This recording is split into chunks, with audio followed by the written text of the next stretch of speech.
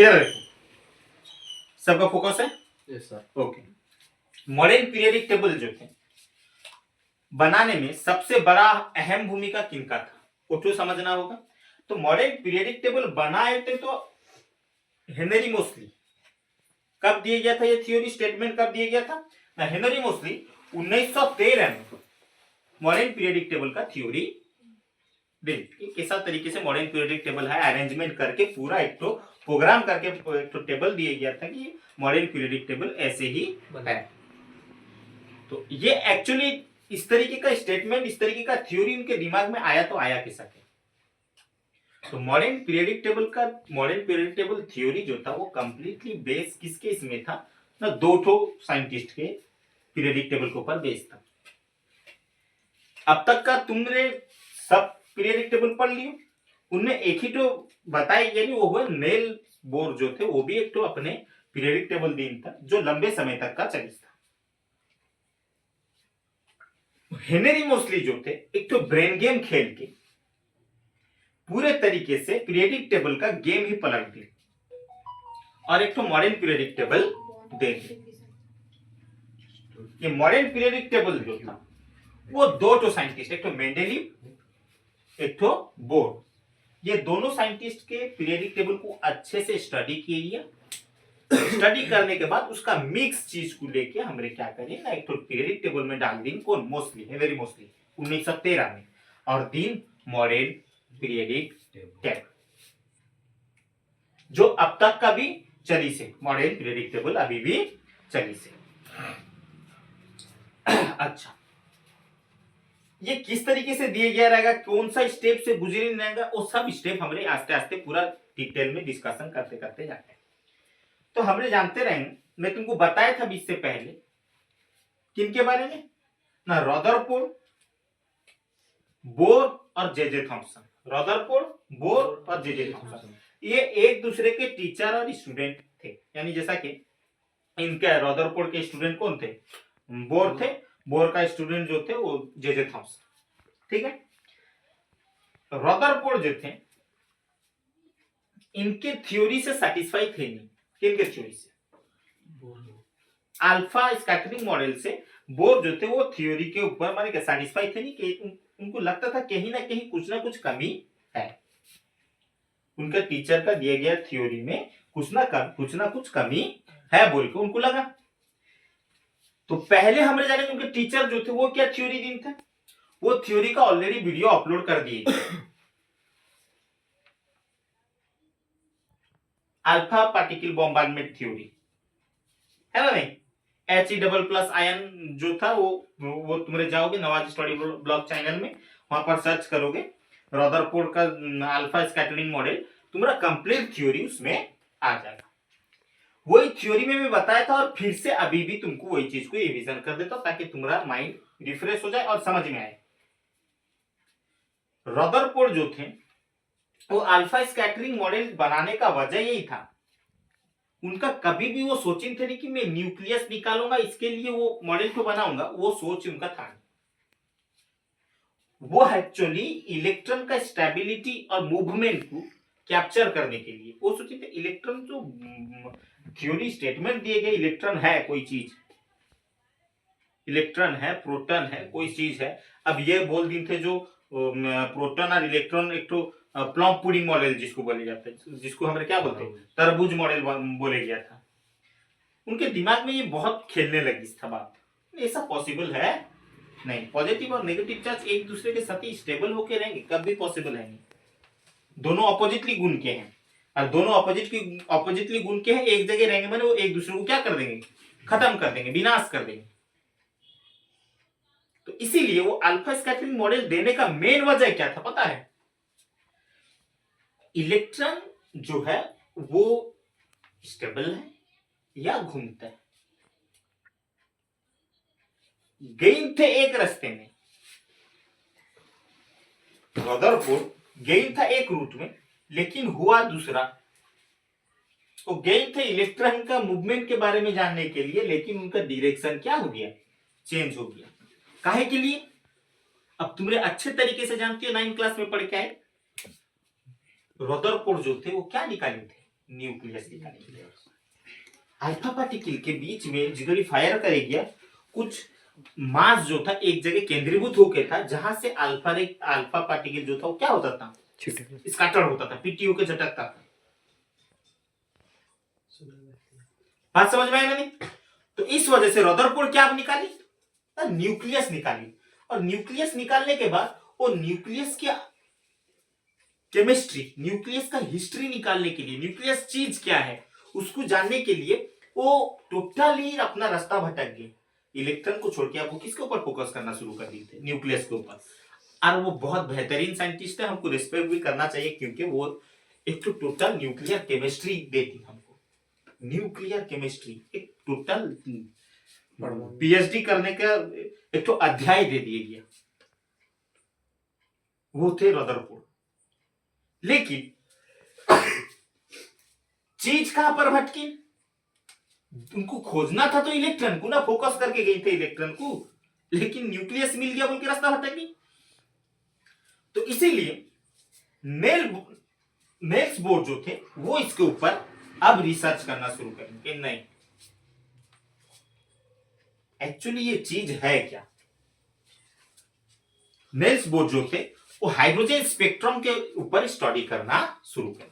इसके ऊपर स्टडी करना शुरू करें, हाइड्रोजन स्पेक्ट्रम के ऊपर स्टडी करना नेल्स बोर शुरू करें। अच्छा, शुरू करने के बाद ये जो हाइड्रोजन स्पेक्ट्रम थ्योरी था वो एक्चुअली था किसके लिए ना, इलेक्ट्रॉन के लिए। अच्छा, वो इलेक्ट्रॉन के ऊपर क्या बताना चाहते थे वो जानेंगे। वो कहते थे इलेक्ट्रॉन जो है एक तो पर्टिकुलर एनर्जी लेवल में घूमता है। इलेक्ट्रॉन एनर्जी लेवल मतलब एज्यूम करा जाए, एक तो बात में बोलता हूं तुमको, ये एनर्जी लेवल का चार्ज होता है, ये एनर्जी लेवल का एनर्जी होता है 2, समझ लिया जाए तो। यानी जितना इलेक्ट्रॉन इसमें घूमता है सबका एनर्जी 100% क्या रहेगा, 2 ही रहेगा। ये एनर्जी लेवल होता 4, और गलती से ये इलेक्ट्रॉन का चार्ज कितना है, 2 है, और 2 गेन हो गया, और 2 क्या हो गया, गेन, यानी बढ़ गया। तो अब उसका एनर्जी कितना हो गया, 4 हो गया। तो अब तुमने सोचोगे ये इलेक्ट्रॉन घूमता माने अपने वही जगह घूमेगा, लेकिन वो ऐसा होता है नहीं, वो अपना लोअर ऑर्बिट से हायर ऑर्बिट को क्या कर देता है, जंप कर देता है। इलेक्ट्रॉन जो है वो लोअर ऑर्बिट से हायर ऑर्बिट को क्या कर देता है, ढल करके जंप कर देता है। काहे के लिए, उसका एनर्जी बढ़ गया। अब वो हायर एनर्जी लेवल में जोर से घूमना शुरू करता है। मुद्दा बताता तुमको एक के बाद एक। अब तुमने सब जानती हो, फोटोसिंथेसिस के घड़ी में तुमको बताया था, कोई सा चीज जब अनस्टेबल रहेगा वो इलेक्ट्रॉन दे देगा, लेकिन वो भी तब तक का अनस्टेबल रहेगा जब तक वो दिया हुआ इलेक्ट्रॉन को वापस लेता नहीं ना पाए। तो सेम केस यहां पर भी हो जाता है।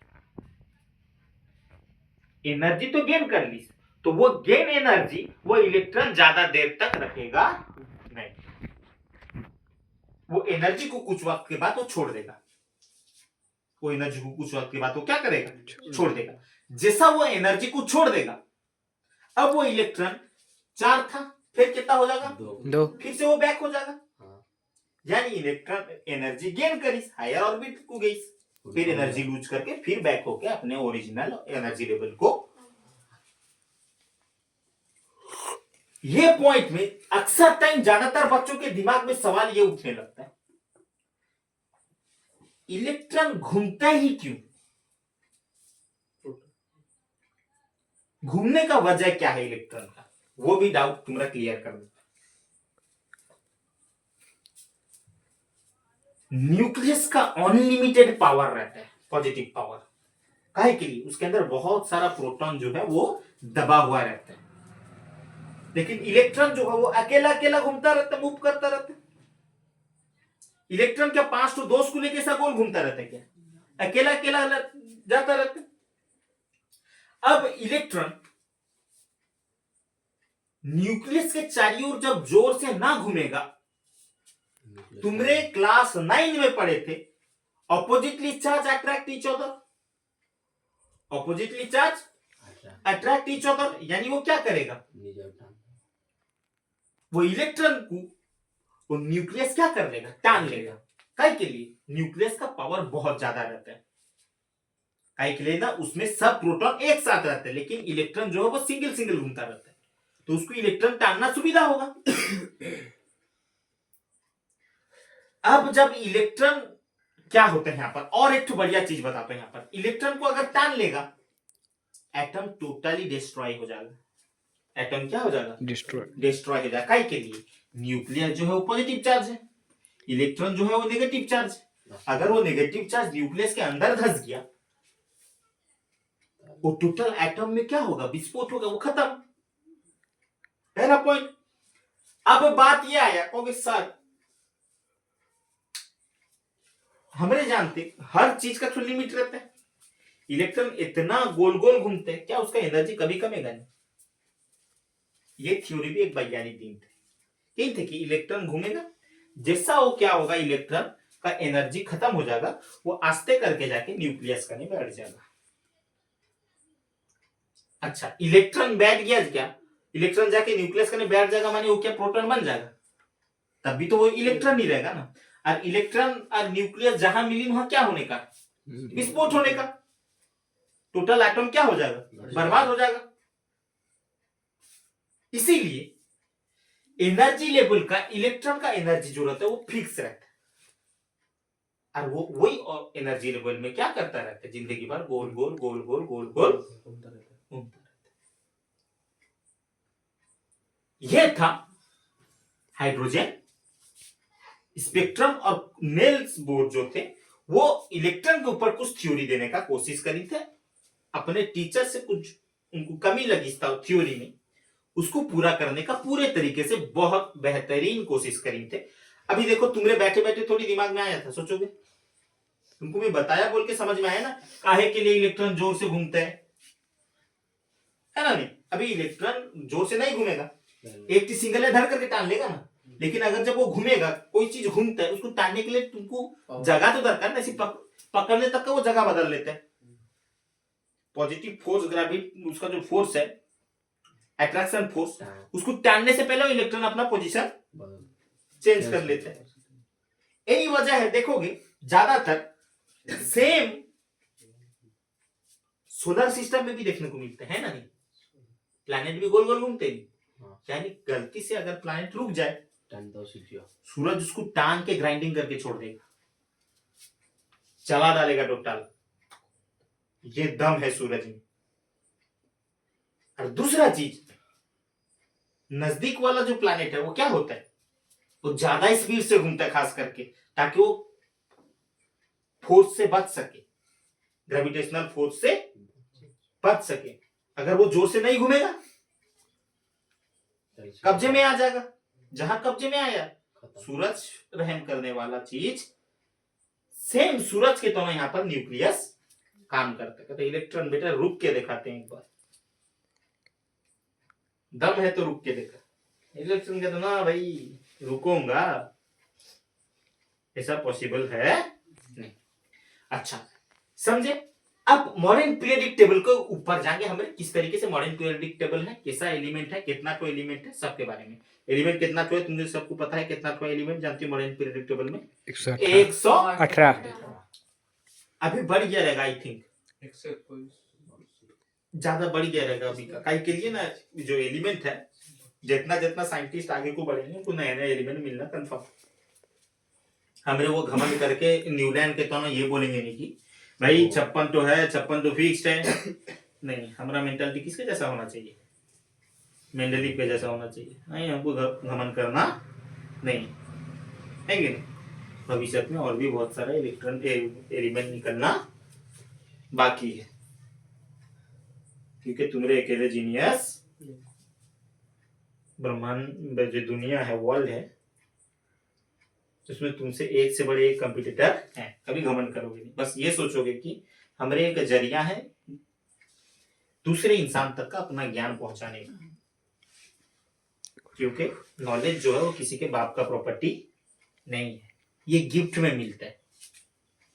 टीचर से स्टूडेंट को, वो स्टूडेंट से दूसरे स्टूडेंट को, है कि नहीं। वही नॉलेज आज गिफ्ट में मिली था बोल के रदरफोर्ड जो थे, ए भाई तीनों के तीनों टीचर स्टूडेंट महान साइंटिस्ट थे। Rutherford, nails bore, J Thomson, पढ़े ना नहीं? टोटल कंप्लीट केमिस्ट्री है भाई।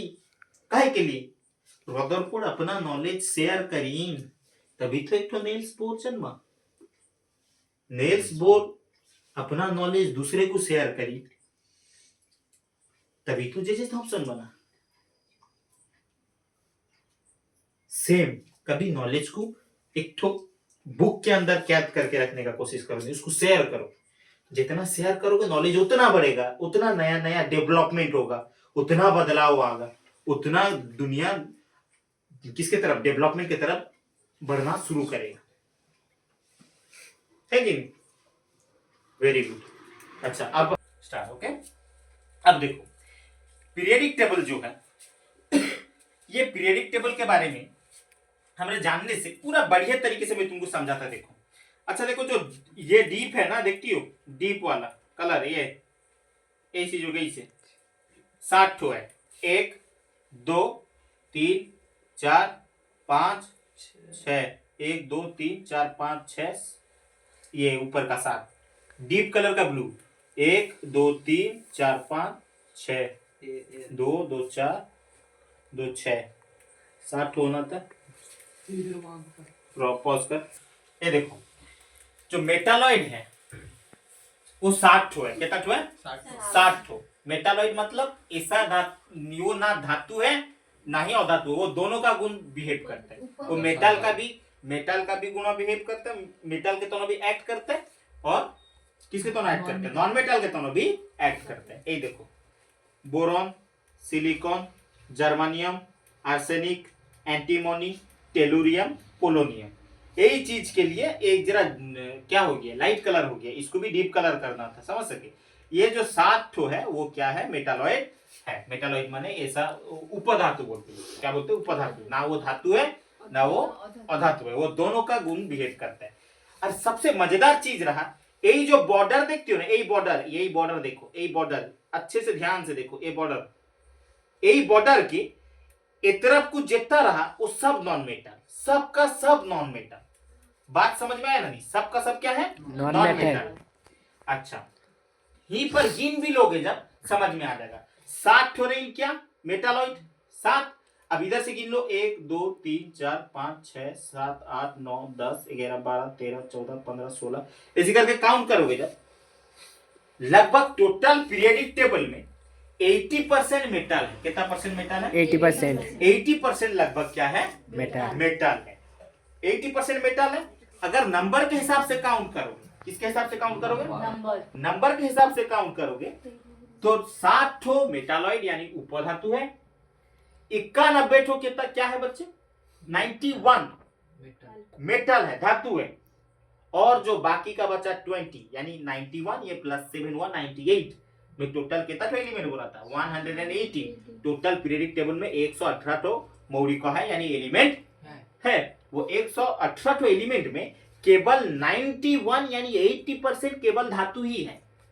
उसके साथ 7 ठो मिसा दो जो धातु और अधातु दोनों के साथ दोनों के जैसा बिहेव करते हैं, जिसको मेटालॉइड बोलते हैं। ये हो गया 91, ये प्लस 7 98, 91 प्लस 7 98, और बाकी कितना तो एलिमेंट बच गया? 20 तो 20। तो वो हो गया क्या?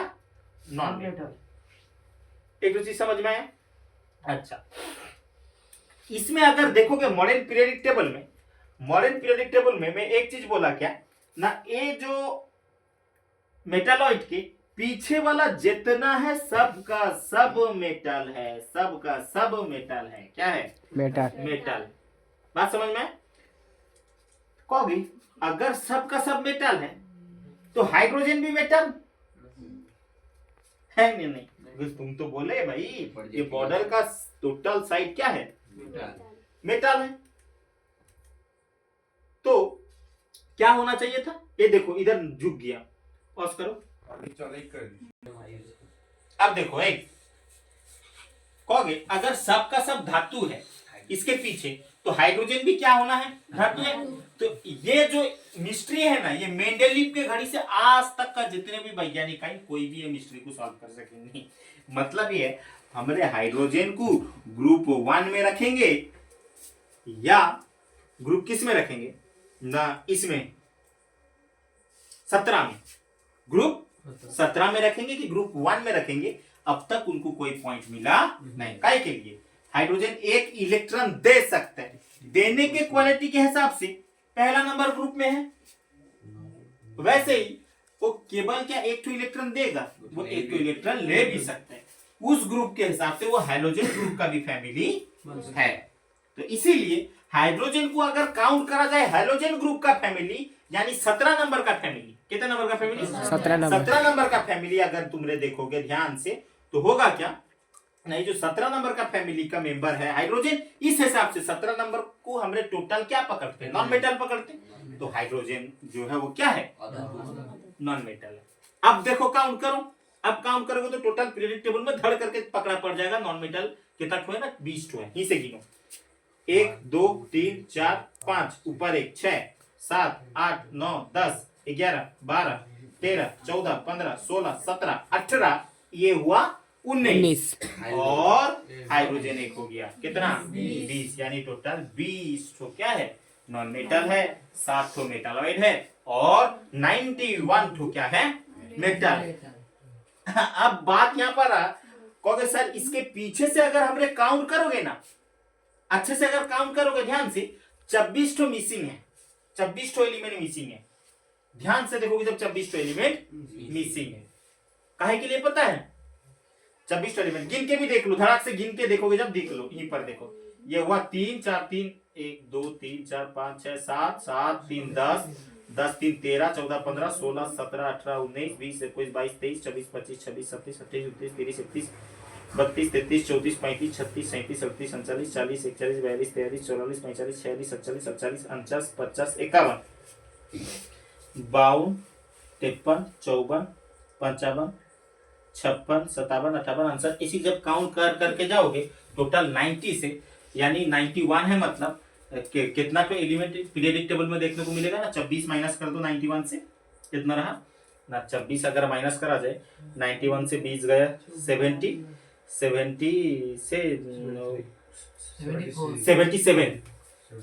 77 तो एलिमेंट जो है यहाँ पर है, और 26 तो एलिमेंट लगभग यहाँ से क्या है, गायब है। काहे के लिए, वो 26 तो एलिमेंट जो है वो एक तरीके का बिहेव करता है, वो 26 तो एलिमेंट दो तरीके का बिहेव करता है, 14 तो एक तरीके का बिहेव करता है और 14 तो एक तरीके का बिहेव करता है।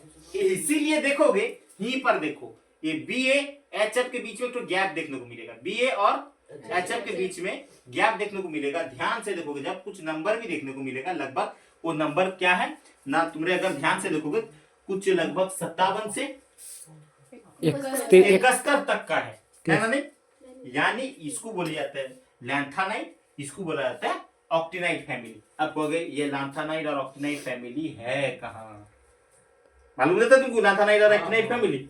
एक जरा एरो की में तले को लो,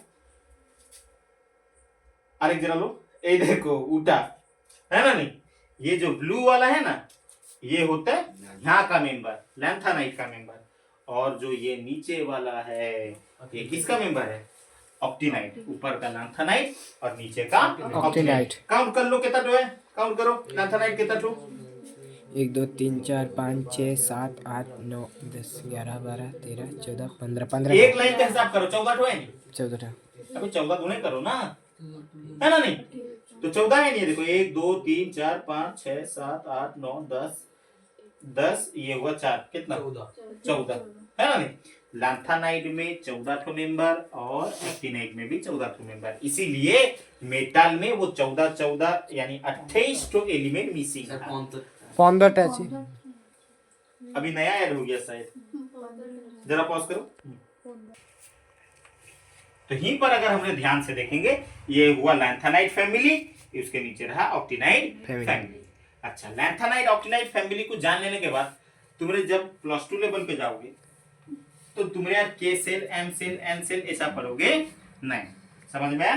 तो तुमने किस तरीके का पढ़ोगे ना, S block, P block, D block, F block, ऐसा पढ़ाया जाता है काहे के लिए ना, सबका अपना अपना इलेक्ट्रॉन का क्वांटिटी रहता है, ए सेल में कितना इलेक्ट्रॉन रहेगा, वो सेल में कितना इलेक्ट्रॉन रहेगा।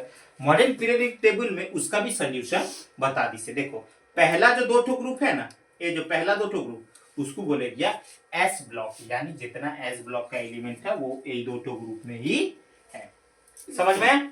एस ब्लॉक के बाद पी ब्लॉक दिखा दे तो तुमको, पी ब्लॉक रहा ये देखो 1 2 3 4 5 6, यानी ये 6 ठो रहा पी ब्लॉक। ये हुआ एस ब्लॉक 2 ठो, ये टोटल ही से लेके यहाँ तक का रहा पी ब्लॉक। अच्छा ये जो टोटल बीच में है नी छोटा वाला हाँ पिंक कलर का वो है डी ब्लॉक। वो क्या ब्लॉक है? D block. D block. आज जो मिसिंग नंबर यहाँ पर है 14 डिफरेंस का लांथानाइड और ऑक्टिनाइड, वो होता है एफ ब्लॉक, यानी total S block, P block, F block, D block. ये बारे में अच्छा एग्जाम में एक एक घड़ी पीरियडिक टेबल रिलेटेड क्वेश्चन किस तरीके से दे देगा ना, दे देगा जैसा देख लो, एक जरा एरो की को ऊपर करो, बता देता हूँ किस तरीके का क्वेश्चन पड़ेगा। जैसा कि हाँ बताऊंगा। देखो पीरियडिक मॉडर्न पीरियडिक टेबल का एक चीज में भूल के जाता था, वो क्या है ना, देखो इसमें कितना ठो ग्रुप है, कितना ठो ग्रुप है काउंट करो बच्चे, 4 ठो 18 ठो। कितना ठो ग्रुप है? 18 ठो। ये देखो एक ठो ग्रुप, दो ठो ग्रुप, 3 ठो, 4 ठो, इसी करके जाओगे लास्ट में कितना ठो ग्रुप है?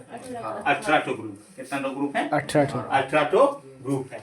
लेकिन सीरीज यानी पर्याय कितना ठो है? 7 ठो 7 ठो है। यहीं से देखो गिनना शुरू करो, 1 2 3 4 5 5 6 7, कितना ठो है? यानी 18 टो ग्रुप और 7 टो पर्याय है। और एक बार भी देख सकती हो है ना, नहीं ये ऐसा 1 2 3 करके गिनोगे तो टोटल कितना टो ग्रुप है ना, 18 टो ग्रुप है। और ऊपर का लाइन के हिसाब से जाओगे तो पहला 1 ये 2 ये 3 ये 4 ये 5 ये 6 7, यानी 7 टो। बात समझ में? बड़ा मजेदार क्वेश्चन ये देगा, मैं भी तुमको दूंगा इसके बाद नेक्स्ट क्लास में, उसको सॉल्व करोगे। जैसा कि पूछ देगा लोकेशन बताओ या फिर प्लेस बताओ, कौन ठो का ना, गैलीलियम का या फिर जिंक का, किसका? जिंक पकड़ो है, मैं जिंक को नोट करता हूं। जिंक जो है वो कितना नंबर ग्रुप और कितना नंबर सीरीज में है, कैसा कहोगे? धड़ करके काउंट करना शुरू करो। जिंक 1 2 3 4 5 6 7 8 9 10 11 12 नंबर ग्रुप में है। सीरीज कितने नंबर में? ऊपर से 4 देखो। बात समझ में? तो 4 नंबर ग्रुप और 12 नंबर, ये 12 नंबर ग्रुप और 7 नंबर सीरीज में जो एलिमेंट आता है वो होता है कौन? जिंक। तुम मेरे बता सकोगे? पूरा सहज है ना? नहीं। अच्छा क्लोरीन जो है बताओ कितने नंबर ग्रुप और कितने नंबर सीरीज में आता है? सेकंड नहीं, एक तरफ से 17 नंबर सीरीज, 17 नंबर ग्रुप। हाँ very good. 2 number series, 3 number series, 3 number series. अरे वाह बहुत बढ़िया, आ गया पकड़ा पड़ा। इसी तरीके का 3 नंबर है, या ये हुआ पहला, ये हुआ दूसरा, ये हुआ तीसरा लाइन में है क्लोरीन। आया समझ में? ग्रुप होता है, वो तरफ से गिनोगे तो ये है 18, उसके पीछे क्या आ गया? 17 नंबर में है। बात समझ में? अच्छा 17 नंबर ग्रुप का अपना एक नाम है, वो नाम एक घड़ी हैलोजन, उसको बोलते हैं हैलोजन ग्रुप। क्या बोलते हैं? हैलोजन ग्रुप है हैलोजन ग्रुप। बात समझ में? अच्छा मुझे धड़ाक से हाथ टेक के जल्दी से बोलो, जैसा हमारे इसको हैलोजन ग्रुप बोलते हैं, इसको क्या ग्रुप बोलते हैं?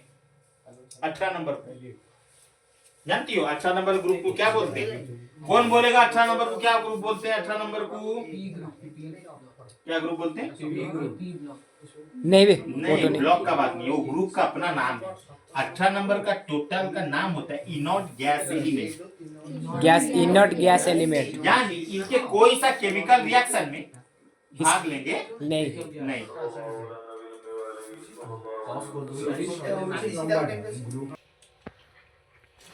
इधर देखो, तो ये 17 नंबर ग्रुप को मैं क्या बोला था याद है? Halogen group. अच्छा इसको इनर्ट गैस बोलते हैं। इसको क्या बोलते हैं? Inert gas. इनर्ट गैस का मतलब जानते हो? यानी ऐसा गैस जो कोई सा तरीके का केमिकल रिएक्शन में भाग लेता है। तुमको मैं 9 क्लास से ऑक्टेट रूल पढ़ाते पढ़ाते अब तक का आया, क्या बोला था? जिसका बाह्यतम कक्ष यानी बाह्यतम आउटर मोस्ट ऑर्बिटल वो फुल रहता है, वो क्या करेगा ना, केमिकल रिएक्शन में भाग लेगा। वही चीज यहाँ पर है। ये जो 18 नंबर ग्रुप है ना, ये total helium, neon, argon, krypton, xenon, radon, ये टोटल का सबका आउटर मोस्ट ऑर्बिटल क्या है? फूल है फुल है, जिसके वजह से इनके कोई सा भी तरीके के केमिकल रिएक्शन में भाग लेते नहीं, इनके चुप होकर पड़ी रहते, इसीलिए क्या बोले जाते हैं, inert, non reactive, noble gas भी बोलते हैं, इनर गैस भी बोलते हैं, निष्क्रिय गैस भी बोलते हैं, जोन से भाषा में बोलो, उड़े में भी निष्क्रिय गैस बोले जाते हैं। बात समझ में आया? अच्छा, और एक तो चीज देखो, ये दो ग्रुप के बारे में पढ़ता रहता है। हाँ। ये दो ठो ग्रुप के बाद पहला नंबर ग्रुप को भी एक ठो नाम दिए गए, क्या नाम दिए गए? Alkali metal. क्या बोलते हैं? Alkali metal. अल्काली मेटाल बोलते हैं। क्या बोलते हैं? Alkali metal. अच्छा, एक ठो अल्कालाइन अर्थ मेटाल बोलते हैं, इसको क्या बोलते हैं? अल्कालाइन अर्थ मेटाल। अर्थ मेटाल, ये हुआ अल्काली मेटाल, ये हुआ अल्कालाइन अर्थ मेटाल। अच्छा, तुमको मैं पढ़ाया था, जरा बच्चे याद है? मैं बोला था मेटल जो है एक तो इस तरीके का मेटल है, सॉफ्ट मेटल, जिसको छुरी में काट सकते हैं। सोडियम। बोला था नहीं, खारो धातु जिसको बोलते हैं बच्चे, यही खारो धातु का इंग्लिश नाम होता है अल्काली मेटल। हाइड्रोजन भी नहीं नहीं नहीं नहीं नहीं नहीं नहीं नहीं, बिल्कुल नहीं, हाइड्रोजन को मिक्स करोगे नहीं, वो मेटल है हाइड्रोजन, मैं अभी बताया था ना, वो नॉन मेटल है। कौन बेसिस में? कलर का बेसिस में देखो, है ना? नहीं, तो वो भूल करोगे नहीं। तो ये जो पहला वाला है वो होता है अल्काली मेटल, इसके नीचे वाला जो है लिथियम से लेके यहाँ तक। अच्छा, उसके बाद जो है वो है अल्कालाइन अर्थ मेटल है। क्या है? Alkaline earth metal. उसके बाद ये जो बीच में टोटल टोली है डी ब्लॉक का, बताया था यहाँ लिखा भी डी ब्लॉक, डी ब्लॉक का टोटल टोली, ग्रुप, आर्मी, फौज, सैनिक, ये टोटल होता है ट्रांजिशन मेटल। क्या बोलते हैं? Transition metal. उसके साथ ही 2 मिनट रुको, ये जो मेटालॉइड है, boron, silicon, germanium, arsenic, antimony, tellurium, polonium, इसके साइड में जो लग के है ना, उसको बोलते हैं बेसिक मेटल। क्या बोलते हैं? Basic metal. बेसिक मेटल, वो हुआ बेसिक मेटल, ये हुआ अल्काली मेटल, ये हुआ अल्कालाइन अर्थ मेटल, ये टोटल हुआ ट्रांजिशन मेटल। बात समझ में? अच्छा, उसको अभी देखो नहीं, जो बताया जाता है तो समझो। अच्छा, उसके साथ ही और दो भी अलग अलग मेटल है, लैंथेनाइट और एक है ऑक्टिनाइट। बात समझ में आया? तो ये है कंप्लीट तुम्हारे सामने दिया जाने वाला मॉडर्न पीरियडिक टेबल। तुम्हारे इसी के रिलेटेड ही क्वेश्चन आ गए, और ज्यादातर क्वेश्चन वो नंबर के हिसाब से दे देगा, इतना नंबर ग्रुप और इतना नंबर पर्याय में कौन सा एलिमेंट है, बताओ। अच्छा हाँ, और एक तो ग्रुप, एक तो क्या बोलते हैं, coin metal group. Coin metal group यानी ऐसा जिससे कॉइन बनता है, वो मेटल ग्रुप कौन है जानती हो? 11 नंबर का ग्रुप। देखो ये जितना है सबसे कॉइन ही बनता है। कॉपर से पहले कॉइन बनता था नहीं? हाँ। कॉपर के नीचे क्या हुआ? सिल्वर का भी कॉइन बनता था, ये बात याद रखे रहो, हिस्ट्री पढ़ोगे तो जानोगे, सिल्वर का भी कॉइन था। उसके नीचे देखो AU है ना? नहीं, वो होता गोल्ड। AU माने क्या? गोल्ड का भी कॉइन बनता था, है ना? नहीं, हिस्ट्री फॉलो करोगे तो जान सकोगे कॉपर है, सिल्वर है और गोल्ड, तीनों के तीनों 11 नंबर ग्रुप में है ना? नहीं है? यही 3 तो खास करके आरजी नहीं, आरजी बहुत बात निकला। अच्छा, तो जिंक होता है 12 नंबर ग्रुप, ये होता है 11 नंबर ग्रुप। और देखेंगे क्या रहा बाकी। मेटालॉइड बता दी, alkaline earth metal, alkali metal, basic metal, noble gas, halogen group. Okay, आज उतनी तुमरे हजम करने का कोशिश करो। Thank you and please subscribe करने का कोशिश करो अगर तुमको पसंद है। Okay, thank you.